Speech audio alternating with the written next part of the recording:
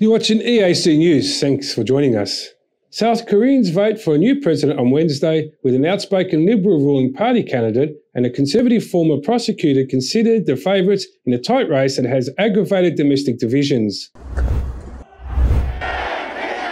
Pre-election surveys have showed Liberal Lee Jae-myung, a former governor of South Korea's most populous Gyeonggi province, and his main Conservative challenger, ex-prosecutor general Yoon Suk-yeol, with neck-and-neck support, way ahead of 10 other contenders. The winner will take office in May and serve a single 5-year term as leader of the world's 10th largest economy. Lee and Yoon have conducted one of the most bitter political campaigns in recent memory. Both recently agreed that if they won, they would not conduct politically motivated investigations against the other, but many believe the losing candidate could still face criminal probes over some of the scandals they've been implicated in. Critics say neither candidate has presented a clear strategy on how they would ease the threat from North Korea and its nuclear weapons. They also say voters are skeptical about how both would handle international relations amid the US-China rivalry and how they would address widening economic inequality and runaway housing prices. The election comes as South Korea has been grappling with an Omicron-driven COVID-19 surge. On Wednesday, South Korea's health authorities reported 342,446 new virus cases, another record high. After the voting began at 6 a.m., mask-wearing voters have waited in long lines at some polling stations before putting on vinyl gloves or using hand sanitizer to cast ballots. People infected with the coronavirus were to vote after regular voting ends Wednesday evening. About 44 million South Koreans aged 18 or older are eligible to vote out of the country's 52 million people. About 16 million cast ballots during early voting last week.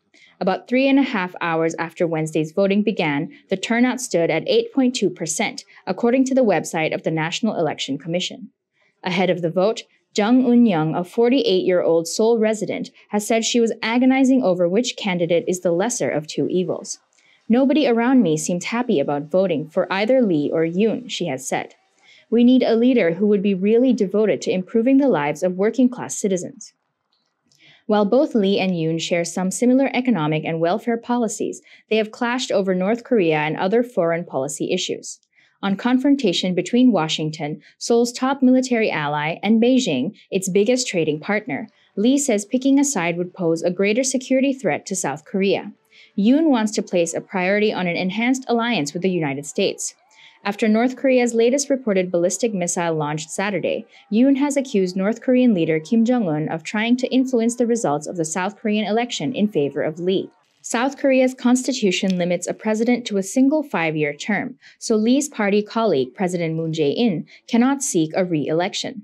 Moon came to power in 2017 after conservative President Park Geun-hye was impeached and ousted from office over a huge corruption scandal. Lee, a former human rights lawyer who entered local politics in 2005, has established an image as a tough-speaking anti-elitist who can get things done and fix establishment politics. But his opponents call him a dangerous populist relying on divisions and demonizing opponents. Yoon has launched a political offensive on Lee over allegations that Lee is a key figure in a corrupt land development project launched in the city of Seongnam when he was mayor there. Lee has tried to link Yoon to that scandal. Both of their wives have offered public apologies over separate scandals. Whoever wins will likely struggle to bridge conservative-liberal divisions. Both candidates have failed to create their own distinctive images because they become absorbed in party allegiances amid partisan animosity, so the race was defined by negative campaigning, said Shin Yul, a politics professor at Seoul's Myongji University. Whoever wins will be tasked with an important but difficult task of healing the divisions.